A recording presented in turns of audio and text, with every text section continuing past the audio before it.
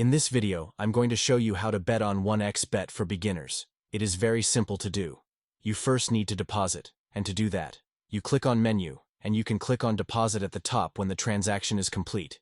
You can now go to your home page, and here you're going to select the type of game you want to bet on. You can select football, tennis, basketball, hockey, whatever you want. But for this tutorial, I'm just going to click on any match that's going on right now. As you can see, this is a match going on right now. So betting on this match is really simple, so if I think no one team is going to win, all I have to do is to click on W1. So after you have done that, the next thing to do is to enter your stake, which is the amount of money you're willing to bet. For example, I'm just going to enter.